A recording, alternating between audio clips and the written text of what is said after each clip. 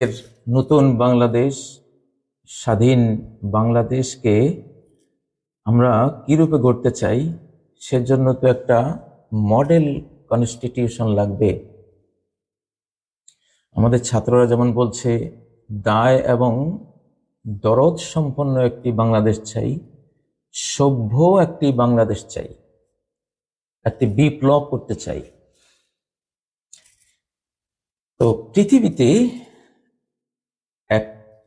একটি কনস্টিটিউশন আছে, আমরা সেটাকে যদি ফলো করি তাহলে এটা সম্ভব। মাদার কনস্টিটিউশন, যেটা আপনারা দেখতে পাচ্ছেন, কনস্টিটিউশন অফ মদিনা বা দস্তুর আল মদিনা আরবিতে বলা হয়, সাহিফা আল মদিনা, ওয়াসিকাতুল মদিনা, বিভিন্নভাবে এটাকে বলা হয়। মহানবী সাল্লাল্লাহু আলাইহি সাল্লাম যখন মক্কা থেকে তিনি মদিনায় আগমন করেছিলেন, তখন তিনি এই কনস্টিটিউশন লিখেছিলেন। তিনি কিন্তু হাদিসগুলো লিখতে নিষেধ করেছিলেন তখন, তার সময়কালে কোরআন যখন নাজিল হচ্ছে তখন। অল্প কিছু হাদিস, বিশেষ কেউ যেমন আব্দুল্লাহ ইবনে আমর ইবনে আস বা আবু শাহ নামক আরেকজন ব্যক্তি বলেছিলেন, হে আল্লাহর রাসূল, আপনি যে ভাষণ দিয়েছিলেন একটু আমাকে লিখে দেন। তখন একজনকে বলেছিলেন, উক্তুবু লি আবি শাহ, লিখে দেন। হাদিস সাধারণত তখন লেখা নিষিদ্ধ ছিল। লা তাকতুবু আন্নী গায়রাল কোরআন, কোরআন ছাড়া অন্য কিছু লিখো না, তাহলে কোরআনের সাথে মিলেমিশে হযবরল হয়ে যাবে। আচ্ছা, কিন্তু কনস্টিটিউশন যেটা একটি রাষ্ট্র, কল্যাণ রাষ্ট্র, দায় দরদ সম্পন্ন একটা রাষ্ট্র, সভ্য রাষ্ট্র, যেখানে সিভিলাইজেশন আছে, এ ধরনের একটা রাষ্ট্র নির্মাণ করতে হলে একটা কনস্টিটিউশন লাগবে, সেটা তিনি লিখিয়েছিলেন সেটা। এটা মহাকাল জয়ী, চলতেই থাকবে মহাপ্রলয় দিবস পর্যন্ত, কিয়ামত পর্যন্ত। এটাকে মুসলিম উম্মার কনস্টিটিউশন হিসাবে তিনি দিয়েছেন। মুসলিমরা 1000 বছর পর্যন্ত অর্ধ পৃথিবী চালিয়েছেন এই কনস্টিটিউশনের আলোকে। কনস্টিটিউশন অফ মদিনা এর আলোকে চালিয়েছিলেন। দায় দরদ এবং সভ্যতা সম্পন্ন একটি রাষ্ট্র। অমুসলিমরাও এই কনস্টিটিউশনকে ফলো করেছেন, ভূয়সী প্রশংসা করেছেন। পাশ্চাত্যের বুদ্ধিজীবীরা, সমাজবিজ্ঞানীরা এটাকে মাদার কনস্টিটিউশন হিসেবে বলেছেন যে মুহাম্মদ সাল্লাল্লাহু আলাইহি সাল্লাম তিনিই প্রথম একটি লিখিত কনস্টিটিউশন বিশ্বকে উপহার দিয়েছেন। তো ক্ষুদ্র ক্ষুদ্র কতগুলো গোত্র উপগোত্রে বিভক্ত ছিল যে আরব বিশ্ব পুরোটা, কেউ কুরাইশ, কেউ বনু উমাইয়া, কেউ বনু আওফ, কেউ বনু লাইস, কেউ বনু, মানে বিভিন্ন গোত্র, বনু জুহাইনা। তো এই জন্য তাদের কোনো জাতীয় কাঠামো ছিল না, জাতীয় কোনো অস্তিত্ব ছিল না। সারা পৃথিবীর বড় বড় রাষ্ট্রগুলো এসে তাদেরকে জুলুম করত, নির্যাতন করত। তো মহানবী সাল্লাল্লাহু আলাইহি সাল্লাম সেই গোত্রীয় ক্ষুদ্র ক্ষুদ্র অস্তিত্বগুলোকে একসাথ করে মদিনা রাষ্ট্রের রূপ দিয়েছিলেন সর্বপ্রথম। যে এত টুকরো টুকরো হয়ে কোনো শক্তি সঞ্চারিত হবে না। একটি সভ্য রাষ্ট্র সমাজের কাঠামোয় গোত্রীয় যেই সীমারেখা আছে, পরিচয় আছে, সবকে বিলীন হয়ে যেতে হবে, দ্রবীভূত হয়ে যেতে হবে। অতএব যত গোত্র আছে, কোরাইশ আছে, জুহাইনা আছে, লাইস আছে, এটা আছে, সেটা আছে, সবগুলোকে একটা মদিনা নামক রাষ্ট্র কাঠামোর ভিতরে বিলীন করে দিলেন। এখন আর গোত্রীয় কোনো শাসন, গোত্রীয় কোনো প্রশাসন থাকবে না, থাকবে সর্বগোত্রীয় সম্মিলিত একটি রাষ্ট্র কাঠামো। রাষ্ট্র এখানে আমাদের অস্তিত্ব এবং আমাদের প্রশাসনিক সবকিছু বহন করবে। দায় নেবে, দরদ দেবে, নিরাপত্তা দেবে, সবকিছু। তো আজকে যে ইউনাইটেড স্টেট, যেটা ইউএসএ, এই যে ইউনাইটেড, এই ধারণাটা ওনারা পেয়েছে কার কাছে? এই মহানবী সাল্লাল্লাহু আলাইহি ওয়াসাল্লামের। তিনি ইতিহাসে প্রথম ক্ষুদ্র ক্ষুদ্র গোত্রগুলোকে একসাথ করে প্রথমে মদিনার ছোট্ট সীমারেখায় এই রাষ্ট্রের বীজ বপন করলেন, গোড়াপত্তন করলেন। সেটি সম্প্রসারিত হতে হতে হতে হতে অর্ধ পৃথিবীকে এই কনস্টিটিউশনের আওতায় দরদ দিয়েছে, মানবতা দিয়েছে, রাহমা দিয়েছে, সমৃদ্ধি দিয়েছে, স্বাধীনতা দিয়েছে, বিশ্বায়ন দিয়েছে, কি না দিয়েছে, সব কিছুই দিয়েছে। এবং সেটা আবার এই শেষ জমানায় আবার উঠে আসবে, যেমন আমরা তুলে আনছি আলহামদুলিল্লাহ। এখন গোটা বিশ্বকে সেটা দয়া, মায়া, স্নেহ, মানবাধিকার দিয়ে লালন করবে। এই কনস্টিটিউশনের ব্যাপারে কারো কোনো বিরোধিতা নেই। এটা পূর্ব পশ্চিম সবাই গ্রহণ করেছে। মুসলিমরা গ্রহণ করেছে ধর্ম হিসেবে, অমুসলিমরা গ্রহণ করেছে principles of goodness and justice হিসেবে। সৎকর্ম এবং ন্যায়পরায়ণতার মূল নীতি হিসেবে এই কনস্টিটিউশন সবাই গ্রহণ করেছে। আমেরিকার কনস্টিটিউশন পড়ো, দেখবেন যে এর এই প্রিন্সিপালস গুলো সেখানে আছে। কারণ তারা আলো পেয়েছে মহানবী থেকেই। তিনি মানবতার প্রফেট, মানবতার জন্য মেসেঞ্জার, তাকে দিতে হবে, তার থেকে অন্যরা নেবে। চেঙ্গিস খান যে 3 কোটি মাইল বিস্তীর্ণ এক মহাসাম্রাজ্য নির্মাণ করেছিলেন ক্ষুদ্র ক্ষুদ্র মঙ্গোলীয় গোত্রগুলোকে একসাথ করে, যারা সারাদিন মারামারি করত, ইয়ামুজবাদহুম ফি বাদ, একজন তরঙ্গের মতো আরেকজনের উপরে আশ্রয় পড়তো, মারতো, কাটতো। এদেরকে একটা উম্মা, একটা পলিটিক্যাল অ্যান্ড রিলিজিয়াস ইউনিট হিসেবে যখন চেঙ্গিস খান রূপ দিয়েছিল মহানবী সাল্লাল্লাহু আলাইহি ওয়াসাল্লামের সেই মদিনা কনস্টিটিউশনের অনুকরণে, সে এই ক্ষুদ্র ক্ষুদ্র পরস্পর গৃহযুদ্ধে লিপ্ত এগুলোকে দিয়ে 3 কোটি মাইল বিস্তীর্ণ এক সাম্রাজ্য তৈরি করতে পেরেছে। ঠিক আজকে যে তুরস্কের বিভিন্ন পরবর্তী যেটা হলো 750 বছর ব্যাপী তারা চালিয়েছে মুসলিম জাহানকে, প্রায় তারাও এটাই করেছে। এটাকে ফলো করে ক্ষুদ্র ক্ষুদ্র ইউনিটগুলোকে একসাথ করেছে। বাংলাদেশে কি হয়েছে? বাংলাদেশে এই যে 5ই আগস্টের যে অভ্যুত্থান হলো, ঠিক মহানবী যেমন ক্ষুদ্র ক্ষুদ্র গোত্রগুলোকে একসাথ করেছিলেন, আমাদের ছাত্ররা ছোট্ট ছোট দল, বিভিন্ন দল, দল ও মতের মানুষ, দল ও মতের বাইরের মানুষ, মুসলিম অমুসলিম, প্রায় সবাইকে তারা একসাথ করতে পেরেছে। একসাথ করে রাষ্ট্র কাঠামোর যেটা ছাদ ছিল, রাষ্ট্র কাঠামোর 2টা থাকে, একটা হলো ছাদ, একটা হলো ফাউন্ডেশন। ছাদ হলো এটা সেনাবাহিনী, এটা আমলারা, মন্ত্রীরা, সরকার, পুলিশ বাহিনী, র্যাব, যা আছে রাষ্ট্রীয় শৃঙ্খলা, আইন শৃঙ্খলা বাহিনী, এরা হলো ছাদ। তো ছাদ থেকে যখন আমরা গুলি খেয়েছি সবাই, তখন ফাউন্ডেশন একটা ভূমিকম্প তৈরি করেছে। ফাউন্ডেশন হলো জনগণ। ছাদ তো ফাউন্ডেশনের উপরে থাকে। ফাউন্ডেশন যখন প্রকম্পিত হয় তখন ছাদ ফাখাররা আলাইহিমুস সাকফু মিন ফাওকিহিম, উপর থেকে ছাদটা ধসে পড়েছে, রাষ্ট্র ভেঙে গেছে। ফাউন্ডেশন ঝাঁকুনি দিয়েছে কাকে? ছাদকে। ছাদ হলো সরকার আর ফাউন্ডেশন হলো জনগণ। জনগণ সবাই সম্মিলিত না হলে বিপ্লব হয় না, অভ্যুত্থান হয় না, এটা হতো না, এই মুক্তি আসতো না। তো রাষ্ট্রের ফাউন্ডেশন রাষ্ট্রের ছাদকে প্রচন্ড ঝাঁকুনি দিয়ে ভেঙে দিয়েছে। ভেঙে দিয়ে নতুন একটা রাষ্ট্র কাঠামো রূপে আত্মপ্রকাশ করেছে, নতুন সরকার এসেছে। ঠিক এই বিপ্লবটা যেমন আমরা গোটা জাতিকে, আমাদের ছাত্ররা গোটা জাতিকে ঐক্যবদ্ধ করার কারণে, ছাত্র জনতা সেনা সবাই একসাথে হওয়ার কারণে হয়েছে, ঠিক এটাতে মহানবীকে ফলো করা হয়েছে, জেনে বা না জেনে। উনি ওইটাই করেছেন। বিশ্বের প্রথম ছোট্ট ছোট্ট নৃতাত্ত্বিক বিভিন্ন গ্রুপকে একসাথ করে একটা বিপুল শক্তিশালী একটি রাষ্ট্র নির্মাণ করা, যেটা ধীরে ধীরে এক্সপ্লেন হতে হতে হতে হতে হতে অর্ধ পৃথিবীকে নিয়েছে তারাও তাই। তো আসলে সেই মদিনা কনস্টিটিউশন আমি আজকে আপনাদেরকে পোস্ট করে দেব। এখানে যে 63 মোট আরবিতে 52 আর্টিকেল বিশিষ্ট এই কনস্টিটিউশন, 52টি ধারা এখানে রয়েছে।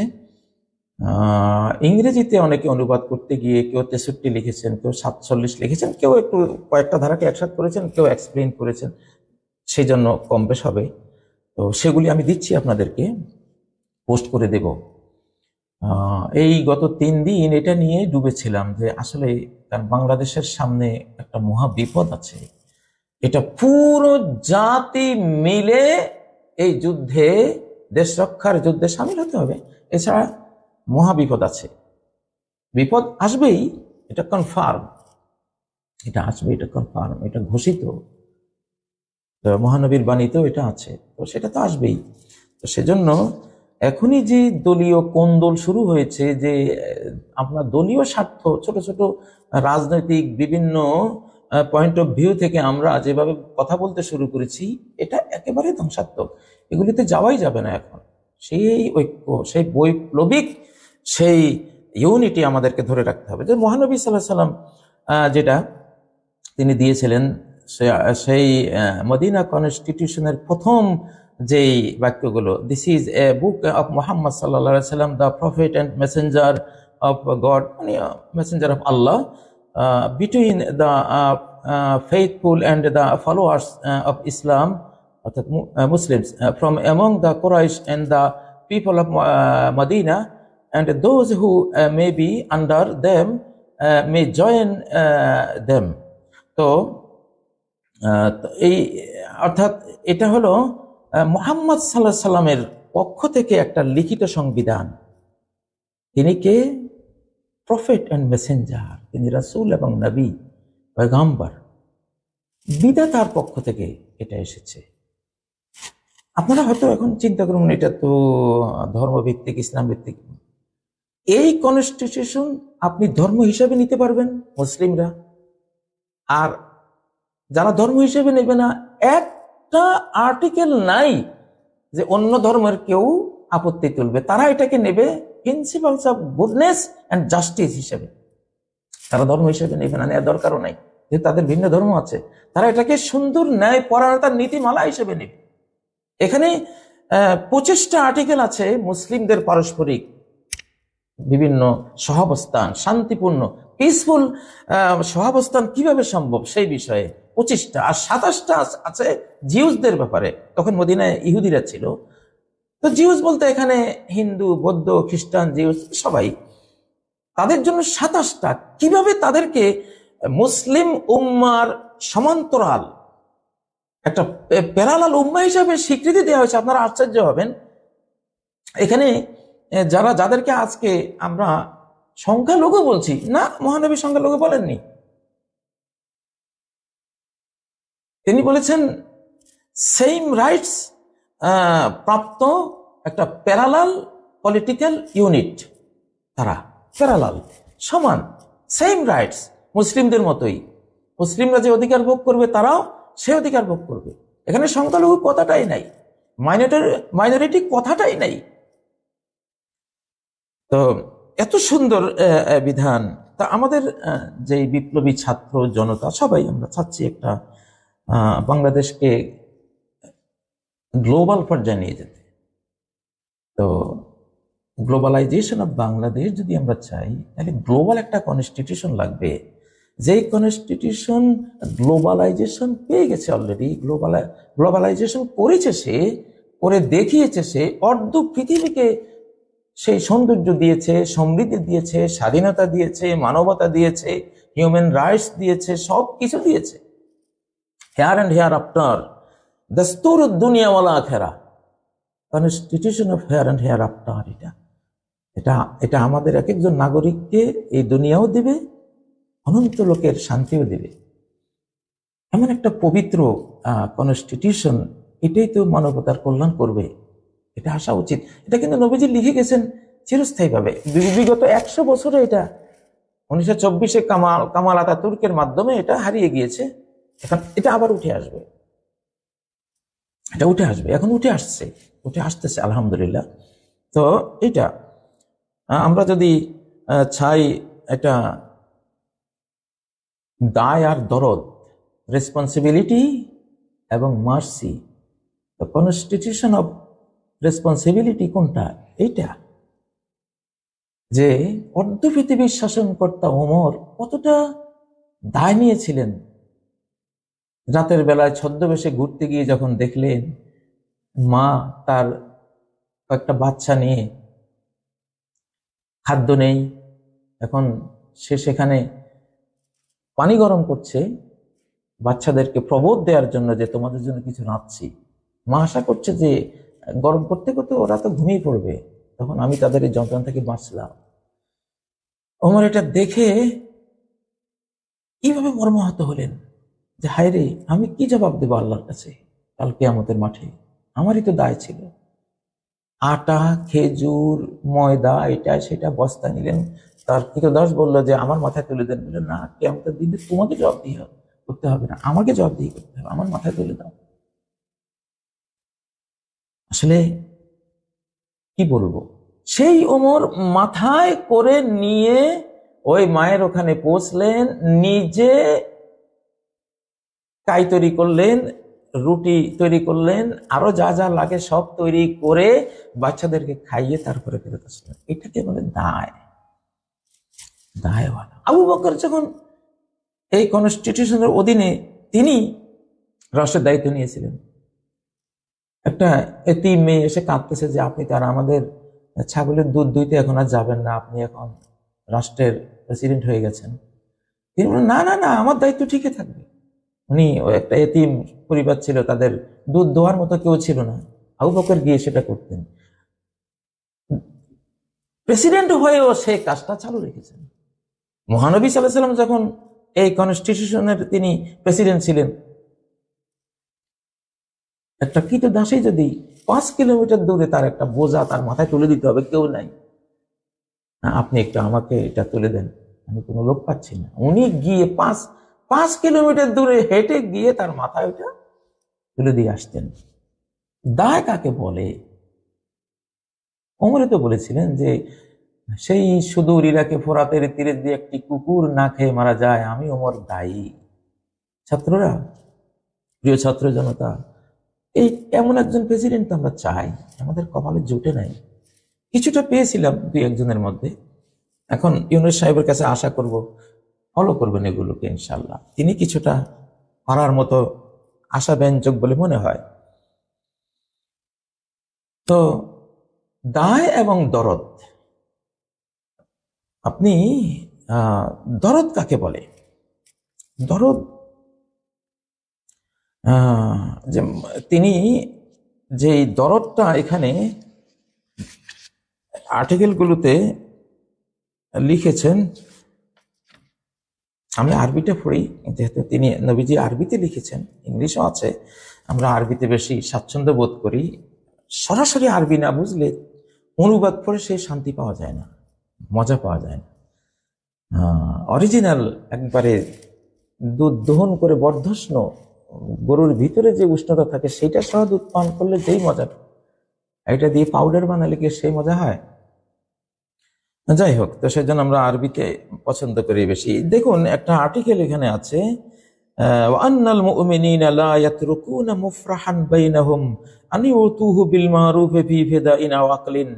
এই কল্যাণ রাষ্ট্রে, দায় ও দরদের সভ্য রাষ্ট্রে এমন একজন ঋণগ্রস্ত মানুষ রাখা যাবে না, যাদের সেই মুমিনদের ভিতরে হোক, অন্য ধর্মের মানুষদের ভিতরে হোক, যে ধর্মের হোক, একজন ঋণগ্রস্ত দায়গ্রস্ত মানুষ, সংসার আছে, খানেওয়ালা আছে, কিন্তু তার রুজি নেই, ঋণগ্রস্ত, এমন একজন এই রাষ্ট্রে থাকবে না, রাখা যাবে না। তাকে মুক্ত করতে হবে, মুক্তিপণ দিয়ে যা কি লাগে তার ঋণ শোধের জন্য, তার পরিবার চলার জন্য কি লাগে সে সব কিছু, একটা রাষ্ট্রীয় বীমা, পুরো রাষ্ট্রটাই যেন একটা বীমা, বীমা করা, প্রত্যেককে হেল্প করতে হবে। সে যদি ক্ষুধার্ত থাকে, তার পরিবার ক্ষুধার্ত থাকে, তাহলে তোমরা ইমানদারই নও, কিসের তোমাদের ইমান আছে? তোমাদের এই রাষ্ট্রের একজন নাগরিক না কে আছে, তুমি ইমানদার? কিসের ইমানদার? এটা কি ইমান বলে? হ্যাঁ, আল্লাহ আকবর। কেমন দরদ যে নবীজি বললেন যে একজন নাগরিক আসছে, তার খাবার নেই, তিনি এখন মেহমান, কে নেবা?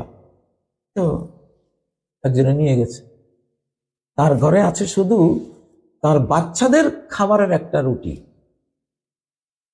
এখন স্বামী বলল স্ত্রীকে, বাচ্চাগুলিকে ঘুম পাড়িয়ে দাও। তো ঘুম পাড়িয়ে দিছে, বাচ্চারা আর খেলো না ওই রুটিটা, একটা দুইটা রুটি। তো দরদটা দেখেন, কারণ উনি একজন আমাদের এই রাষ্ট্রের একজন নাগরিক, আমরা দায়িত্ব নিয়েছি কাউকে না খাইয়ে রাখবো না। তো এখন বাচ্চাদেরকে ঘুম পাড়িয়ে দেওয়া হলো। স্বামী স্ত্রী ইশারাতে তারা বললো যে বাতি থাকলে তো আমরা না খেলে মেহমান খাবে না।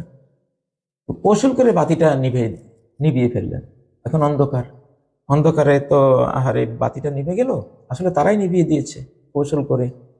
মানে পুরো রুটিটাই অতিথিকে খাওয়াবে, সেই জন্য এই কৌশল নিয়েছে, যাতে অতিথি টের না পায় যে ওনারা খাচ্ছে না।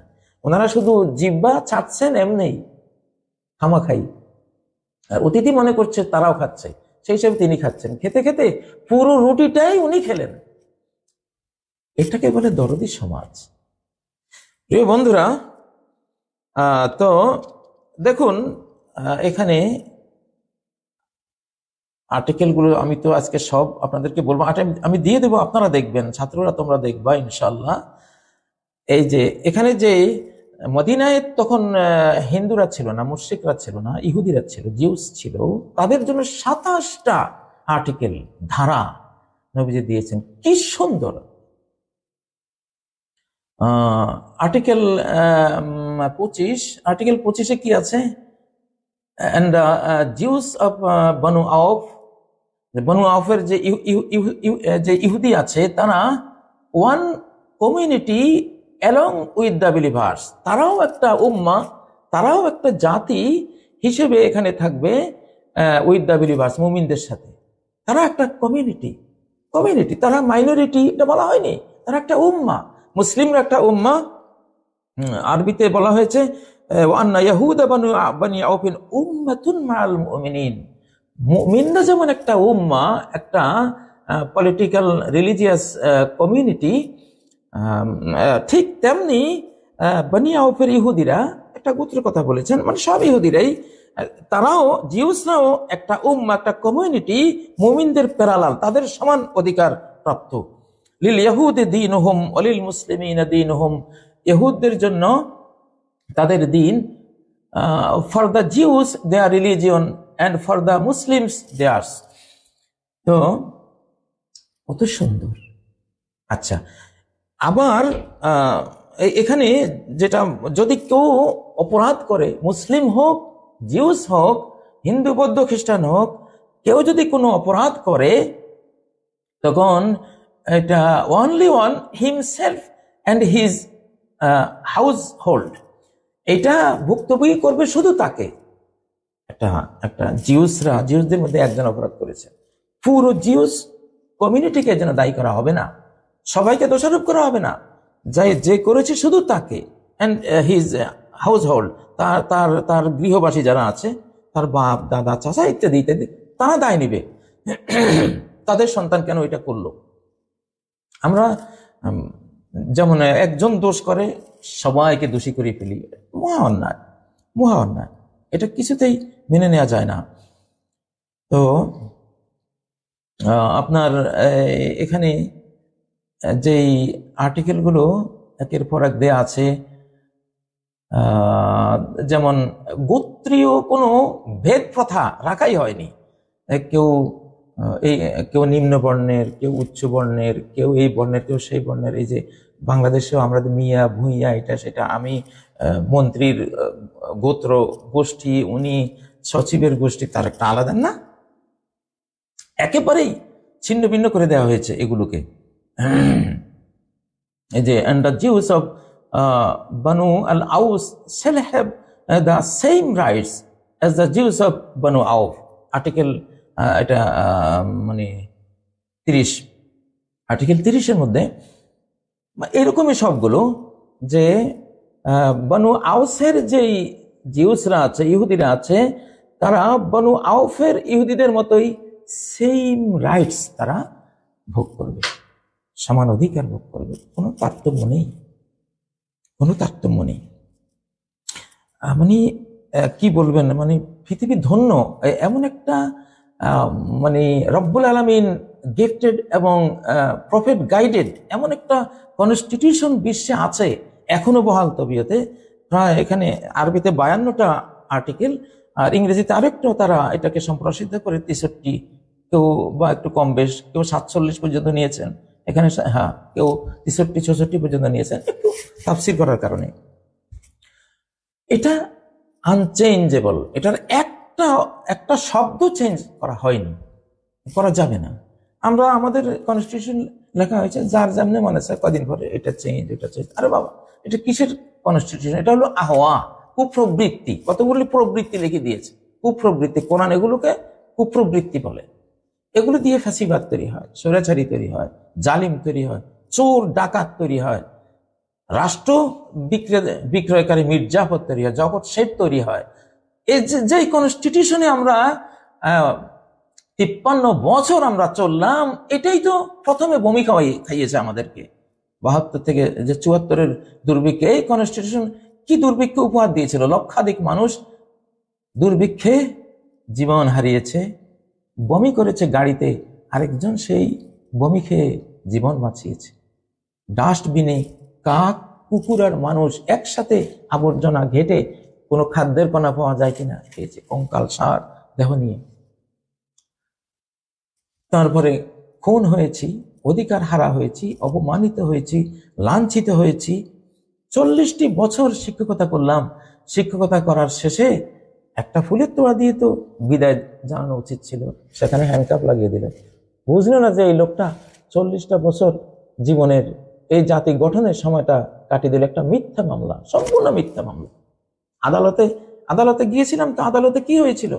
আমার উকিল বলল যে স্যার, আইসিটি আইনে তো বলা আছে যে বক্তা দোষী না, বাক স্বাধীনতার অধিকারের কারণে কোনো বক্তা আইসিটি আইনে দোষী না।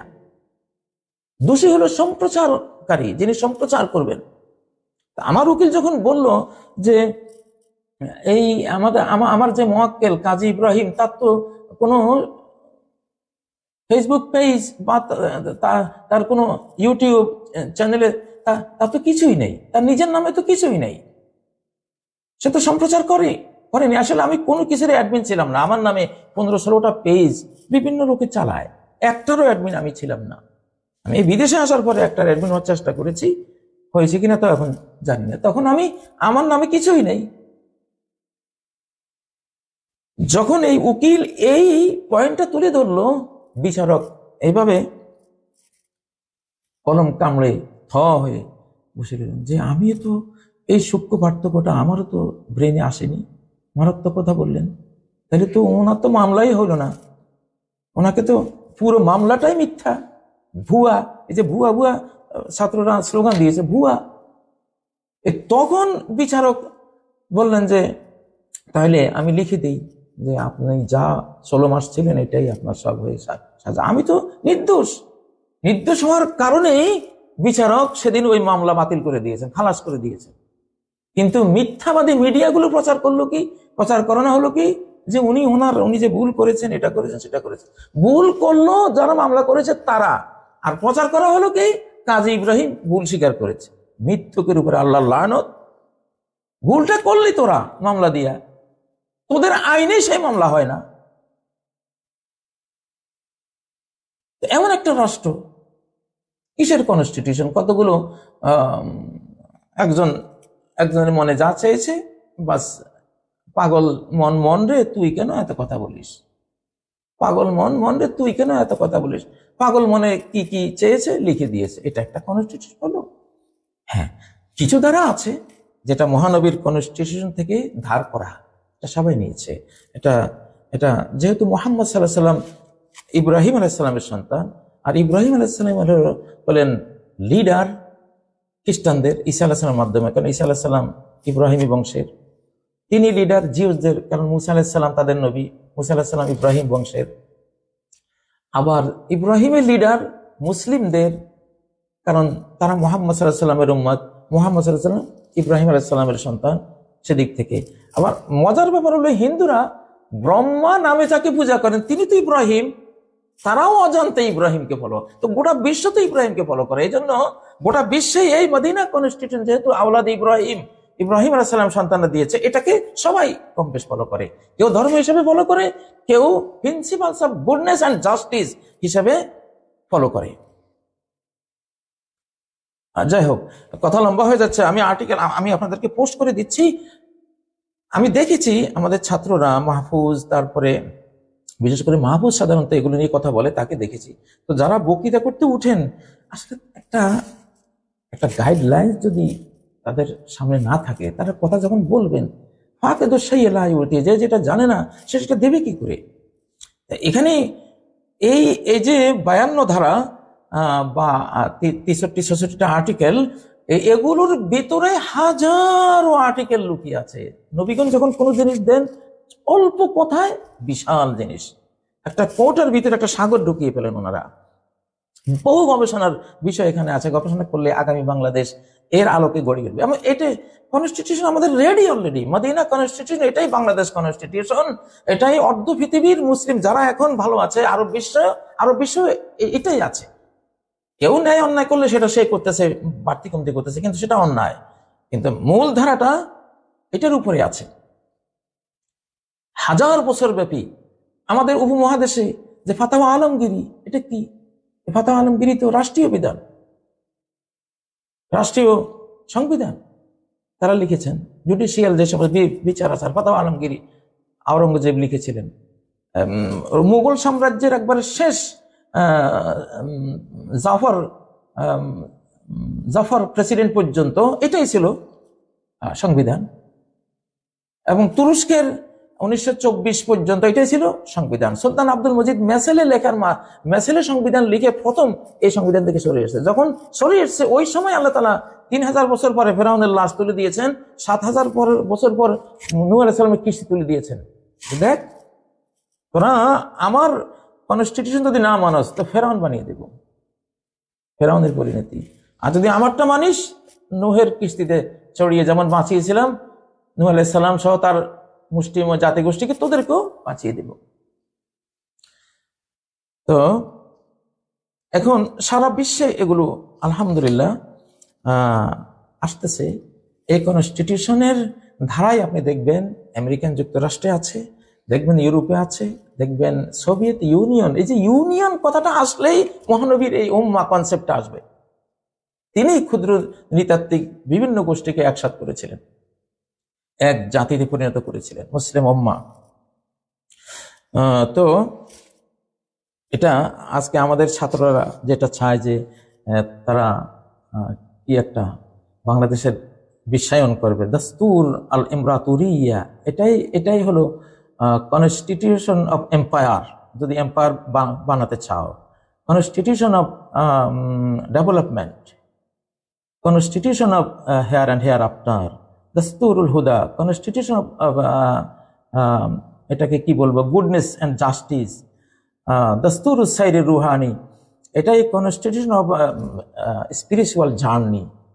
যদি যেতে চাও সেই এটা কনস্টিটিউশন অফ ফেরদাউস, প্যারাডাইস, মানে যদি জান্নাতে যেতে চাও এটাই তোমাকে নিয়ে যাবে। এটাই হলো দাস্তুরুল হুররিয়াতি শামিলা, এটাই হলো কনস্টিটিউশন অফ কম্প্রিহেন্সিভ ফ্রিডম, এটাই দাস্তুর হুকুকুল ইনসান, কনস্টিটিউশন অফ হিউম্যান রাইটস। যত মানবাধিকার আজকে পৃথিবীতে দেখেন এখান থেকে নেওয়া হয়েছে। এর আগে তো লিখিত কোনো সংবিধানই ছিল না। রাজা বাদশারা মনে যা চাইতো, যেভাবে চাইতো ওনারা ওইভাবে করতেন। কিছু ধর্মগ্রন্থ ছিল, সেগুলো থেকে লাইট নিতেন, কিন্তু লিখিত সংবিধান এটা ফার্স্ট। এটাই ইউনিভার্সাল কনস্টিটিউশন অফ ইউনিভার্স। মহাবিশ্বই চলে এই ধরনের ষষ্ঠার মূলনীতিতে চলে, এবং ষষ্ঠার প্রফেটগণ যেটা দিয়েছেন। তো তোমরা কি চাও, এটাই কনস্টিটিউশন অফ ফার্মার, কৃষকের কনস্টিটিউশন, তার অধিকার দেওয়া হয়েছে। বিজনেসম্যানদেরকে এটা দেওয়া, এটা তাদেরও কনস্টিটিউশন। এটা কনস্টিটিউশন অফ পিস, দস্তুর সালাম, কি বলবো আমি কতগুলো, এটাই আসলে সেই কনস্টিটিউশন যেটা দিয়ে একটা সুন্দর বাংলাদেশ, গ্লোবাল বাংলাদেশ তৈরি করা যায়। একটা দায় আর দরদ সম্পন্ন, এই উপমহাদেশে তো এই দায় আর দরদওয়ালা কত রাজা বাদশাহ গেছে, টুপি সেলাই করে জীবিকা নির্বাহ করেছেন। একজন প্রেসিডেন্ট হওয়া মানে কি, সরকারের একজন মন্ত্রী হওয়া মানে কি, পৃথিবী তাকে আহ্বান করছে, পৃথিবীর সকল ভোগ বিলাস তাকে ডাকছে, আছো আসো, তাড়াতাড়ি আসো। কিন্তু সে না করে দিল, না ওই পথে যাবা, ওই পথে যাব না। ভিখারির বেশে খলিফা যাদের শাসন করিত আদা জাহান, ভৃত্য ছড়িল উটের পিঠেতে ওমর ধরিল রশি, মানুষের স্বর্গে তুলিয়া ধরিয়া ধুলায় নামিল শশী। আল্লাহ আকবার। খেজুর পাতার প্রাসাদ তোমার বারে বারে গেছে খুশি। আল্লাহ আকবার। তো ওমর যে বালির উপরে ঘুমিয়েছেন, এই কনস্টিটিউশনে এই ওমর তৈরি করেছে, এই আবু বকর তৈরি করেছে যে ওনার স্ত্রী একটু মিষ্টি খেতে চেয়েছেন। ওমর যে আবু বকর যেটুকু নেয় সরকারি কোষ থেকে, আমি ব্যবসা করে খেলে তো আমার পরিবার সেই লাক্সারিয়াস লাইফ তারা এনজয় করতে পারতো, কিন্তু এখন তো আমি সেটা পারতেছি না, করতে গেলে রাষ্ট্র চালাবো কেমন, সময় থাকে না। তো একটু সামান্য নিয়ে যান বাঁচানোর মতো খেতেন। স্ত্রীর একটু মিষ্টি খেতে মন চেয়েছে, সে কবে মিষ্টি খেয়েছে ভুলে গেছে। ওই ওনার নেয়া টাকা থেকে একটু একটু বাঁচিয়ে 1 মাসে কিছু জড়ো করে আবু বকরকে দিলেন। আবু বকর আজকে একটু মিষ্টি এনে দিও আমাকে। আবু বকর তুমি এই টাকা পেলে কই? বলে তুমি আমাকে যা দিয়েছো সেখান থেকে একটু না খেয়ে আমি জমিয়েছি। আবু বকর বললেন হায় হায়, আমি আল্লাহর কাছে কি জবাব দেব? তার মানে এটুকু না হলেও চলতো, আমি এটুকু বেশি নিচ্ছি। হায় রে, সেই দায় আর সেই দরদ এই কনস্টিটিউশনে কিন্তু তৈরি করেছে। কি দিয়ে বানাবেন দায় আর দরদওয়ালা মানুষ? সেই সংবিধান তো লাগবে, সে গাইডলাইন্স তো লাগবে। সেটা না দিলে ওই স্বৈরাচারী তৈরি হবে, ওই ঘুরি উল্টি ওই একই বৃত্তে আমরা ঘুরবো, আমাদের রাষ্ট্র কখনো সুন্দর হবে না। তো এই জন্য মদিনা কনস্টিটিউশনকে মাদার কনস্টিটিউশন হিসাবে যেমন সারা বিশ্ব নিয়েছে, আমাদেরকেও নিতে হবে। এটা অলরেডি লিখিত আছে। এটার যে 61 বা 63, 64 যে আর্টিকেল গুলো আছে, এগুলো সমস্ত স্কুল, কলেজ, মাদ্রাসা, ইউনিভার্সিটিতে মুখস্থ করিয়ে দিবেন। ওই যে খুচরা নাট বল্টু যেগুলো হাজারো হাজারো উপধারা এগুলি আছে, এগুলি এখানে এখানে যেখানেই কোনো সমস্যা হবে, যেখানেই কোনো সমস্যা দেখা দেবে, সেটা মহানবী কি বলেছেন? মারাদ্দাহু ইলাল্লাহি ওয়া রাসূলিহি।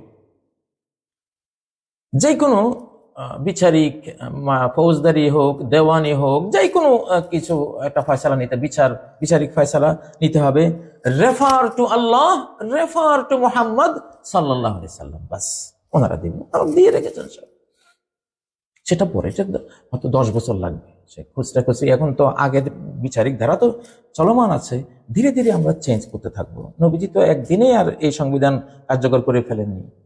এর বিস্তীর্ণ যে বিধিবিধান সেটা করতে 23 বছরে করেছেন, বা যদি হিজরত থেকে শুরু করি 10 বছর, সামনে 10 বছরে তিনি এটা করেছেন। আমরা সময় নেব, ধীরে ধীরে আমরা নেব। কিন্তু এখানে যেই 52 ধারা বা 64 আর্টিকেল যেগুলো ইংলিশে একটু বাড়তি করে তারা এক্সপ্লেন করেছেন, তো এইটা যদি মুখস্থ থাকে কেউ দুর্নীতি বাঁচাতে পারবে না।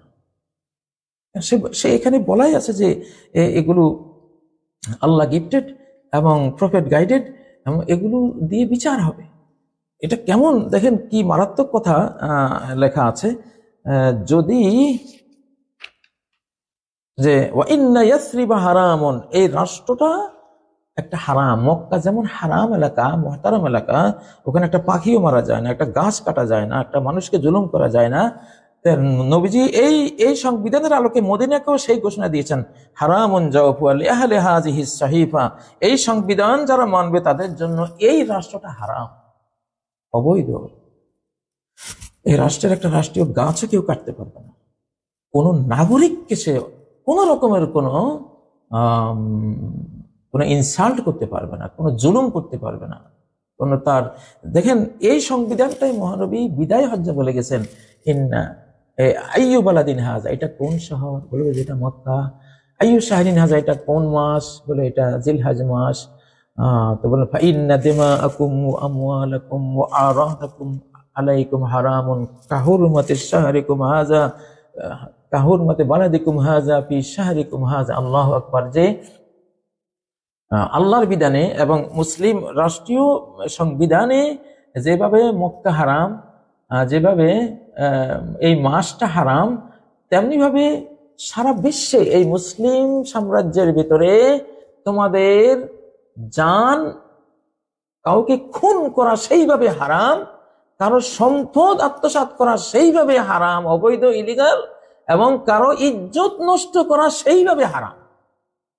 বরং মক্কা মদিনার যে হারাম, মানে এখানে যে কোনো অন্যায় নিষিদ্ধ, তার চেয়েও একজন নাগরিকের জান, মাল, ইজ্জত হরণ করা আরো বেশি নিষিদ্ধ। কারণ এই কাবা তো তৈরি করা হয়েছে মানুষের জন্য। তাহলে কাবার হুরমতের চেয়েও, কাবার মর্যাদার চেয়েও মানুষের মর্যাদা আল্লাহর কাছে বেশি। এটা আছে হাদিস, তাবরানীর হাদিসের মধ্যে রয়েছে যে একজন মুসলিম, একজন মুমিনের হুরমত কাবার চেয়েও বেশি। এটা এই সংবিধানে সংরক্ষিত। এবং যদি কেউ এই সংবিধানে যা লেখা আছে, এখানে যদি কেউ এটার বিরোধিতা করে, তাহলে আছে এখানে একটা আর্টিকেলে, এই সংবিধান বিরোধী, সংবিধানকে মেনে নেয়ার, স্বীকৃতি দেওয়ার পরে, ভোট দেওয়ার পরে, বাইয়াতের পরে যদি কেউ সংবিধানের বিরুদ্ধে কোনো বিশ্বাসঘাতকতামূলক কাজ করে, আহদাসা ফিহা হাদাসান, কোনো কুসংস্কার, রাষ্ট্রবিরোধী কোনো কাজ করে, রাষ্ট্রবিরোধী, ধর্মবিরোধী, এটা তো multi religious state under his leadership. তো আন্ডার লিডারশিপ অফ মোহাম্মদ সাল্লাল্লাহু আলাইহি ওয়াসাল্লাম, অথবা মোহাম্মদ সাল্লাল্লাহু আলাইহি ওয়াসাল্লামের খলিফা হিসাবে, স্থলাভিষিক্ত হিসাবে যারাই থাকবে, তাদের লিডারশিপে এটা একটা মাল্টি রিলিজিয়াস স্টেট। এইখানে যদি কেউ এই চুক্তির বিরুদ্ধে কিছু করে, মুসলিম হোক, জিউস হোক, হিন্দু, বৌদ্ধ, খ্রিস্টান হোক, ফালাইহি লানাতুল্লাহি ওয়াল মালাইকাতি ওয়ান নাস আজমাইন, তার উপরে অভিসম্পাত আল্লাহর, সমস্ত ফেরেশতার, গোটা মানব জাতি। এই কনস্টিটিউশন আমাদের আগামী দায়, দরদ ও সভ্যতা সম্পন্ন বাংলাদেশের কনস্টিটিউশন। এটা constitution of here and hereafter. জান্নাত যাবো এটা দিয়ে। এই সৌভাগ্য কার আছে বলেন? আগে সংবিধান এটা মানুষে লিখে দিয়েছে, এটা পড়লেও সওয়াব নেই, এটা মানলেও সওয়াব নেই, বরং আরো গুনাহ। আর এটা পড়লেও আপনি সওয়াব পাবেন, এটা চিন্তা করলেও সওয়াব পাবেন, মুখস্থ করলে সওয়াব পাবেন, মানলে তো মানতে তো হবেই, মানলে সওয়াব পাবেন। আপনার দুনিয়াও ঠিক, আখিরাতও ঠিক। এই যে মদিনা নামটা, মদিনা মানে কি? সভ্য রাষ্ট্র। মদিনা শব্দের অর্থ হলো, মদিনা তামাদ্দুন থেকে, তামাদ্দুন মানে সভ্যতা, হাদারা, তাহজিব, তামাদ্দুন মানে সিভিলাইজেশন। তো একটা সভ্য রাষ্ট্র, এটা নির্মাণ করেই নবীজি ইয়াসরিবের নাম দিয়েছিলেন মদিনা, একটা সভ্য রাষ্ট্র। একজন উর্দু কবি মদিনা নামের একটা উর্দু ভাষার দিক থেকে একটা ব্যাখ্যা দিয়েছেন, মাহনে শাকহ কর লিয়া হে দিন কো আগোশ মে মদিনা। মদিনার প্রথম অক্ষর মিম, শেষ অক্ষর হা, মাহ, মিম আর হা, মাহ, মাহ মানে চাঁদ। মাহ মানে হলো ফার্সিতে, উর্দুতে চাঁদ। মাহজাবিন কয় না, তার কপালটা চাঁদের মতো। তো মাহ, তো মাহ, মিম আর হার মাঝখানে হলো দিন। দিন, চাঁদ যেন দুই টুকরা হয়ে, চাঁদ তো দুই টুকরা হয়েছিল, চাঁদ যেন দুই টুকরা হয়ে দিনকে তার কোলে ধরে রেখেছে। আল্লাহু আকবার। মদিনা, তো মদিনা মানে এমন একটা সভ্য রাষ্ট্র যেটা দিনকে, ধর্মীয় ন্যায়পরায়ণ, অনুশাসন, নীতিমালা ধারণ করে যে টিকে আছে। আল্লাহু আকবার। যাই হোক, তো আমরা যদি দায়ওয়ালা কোনো রাষ্ট্র তৈরি করতে চাই, মদিনা কনস্টিটিউশন লাগবে। যদি দরদওয়ালা কোনো রাষ্ট্র সমাজ বানাতে চাই, মদিনা কনস্টিটিউশন লাগবে। যদি কোনো সভ্য রাষ্ট্র বানাতে চাই, এটা লাগবে। এটাই সারা পৃথিবীতে অনুসৃত, সেটাই আপনাদেরকে উপহার দিলাম। আমি পোস্ট করে দিচ্ছি ইনশাআল্লাহ আজকের এই প্রোগ্রাম শেষে। তো আল্লাহ তাআলা আমাদেরকে তৌফিক দান করুন, আমরা যাতে নতুন বাংলাদেশকে, যে বাংলাদেশ আসলে ফাউন্ডেশন আর ছাদের আঘাতে এটা ধ্বংসস্তূপ, অতীতের কিছু নাই, অতীতের যারা এখনো বসে আছেন আপনারা সবাইকে বিদায় করে দেন, তাদেরকে তাদের স্থান থেকে সরিয়ে দেন, কারণ তারা ধ্বংসস্তূপ, এখন রাবিশ, এই রাবিশগুলো ক্ষতি করবে। নতুন করে, হ্যাঁ, তারা যদি আসে ভবিষ্যতে তওবা ইস্তেগফার করে শুদ্ধ হয়ে, বাংলাদেশ রাষ্ট্রের কোনো বিশ্বাসঘাতকতা করবে না, বাংলাদেশ রাষ্ট্রেরই তারা থাকবে। দুরঙ্গি ছোড় দে, একরঙ্গি হো যা, ইস্ট ওয়েস্ট नहीं बांग्लादेश ही हो जा। বাংলাদেশি হয়ে যাও, বাংলাদেশ বিশ্বকে লিড দেবে ইনশাল্লাহ। আগামী আমরা দেখতে পাচ্ছি বাংলাদেশ থেকে লিডারশিপ আসবে, সারা পৃথিবী এই জন্য বাংলাদেশের দিকে আসছে। অতীতেও এই বাংলাদেশে সেই প্রশান্ত মহাসাগরীয় অঞ্চলের দাবিরা এসেছিল, সেই ইউরোপের দিক থেকে তারা এসেছিল, আরাবিয়ান, ইয়ামান, বিভিন্ন আরব গোত্রে এরা এসেছিল, সে অস্ট্রেলিয়া থেকে এসেছিল, সারা পৃথিবী থেকে। এটা সংকর জাতি এই জন্য। তো এখন আবার আসতেছে কেন? আল্লাহ কেন নিয়ে আসতেছেন? আল্লাহ চাচ্ছেন এই বিচক্ষণ এই বাঙালি জাতিকে আল্লাহ তাআলা বিশ্ব লিডারশিপে তিনি নিয়ে আসবেন ইনশাআল্লাহ। কথাগুলো আপনারা মনোযোগ দিয়ে শুনবেন, এগুলি হবে ইনশাআল্লাহ সামনে। তো আল্লাহ তাআলা আমাদের বাংলাদেশকে সুন্দর করার তৌফিক দেন। আল্লাহ তাআলা আমরা যদি আল্লাহর বিধাতার বিধানটাকে ফলো করি, আমরা যদি মুহাম্মদ সাল্লাল্লাহু আলাইহি সাল্লামের সেই ন্যায়পরায়ণ রাষ্ট্রনীতিগুলো ফলো করি, আল্লাহর মার্সি আসবে, আল্লাহর দয়া আসবে, সমৃদ্ধি আসবে, মান্না সালওয়া রিজিক আসবে ইনশাআল্লাহ। মান্না সালওয়া তো বুঝেনি, আকাশ থেকে নাজিল হওয়া রিজিক আসতেছে ইনশাআল্লাহ। বাঙালিরা পেট খালি করো ইনশাআল্লাহ। যদি সেই পবিত্র সংবিধানে পবিত্র একটা জাতি হও, তাহলে পেট খালি করো, এই কুলা বানাও ইনশাআল্লাহ। আল্লাহ তৌফিক দিন। সুবহানাকাল্লাহুম্মা ওয়া বিহামদিকা আশহাদু আল্লা ইলাহা ইল্লা আনতা আস্তাগফিরুকা ওয়া আতুবু ইলাইক। আসসালামু আলাইকুম ওয়া রাহমাতুল্লাহি ওয়া বারাকাতুহু।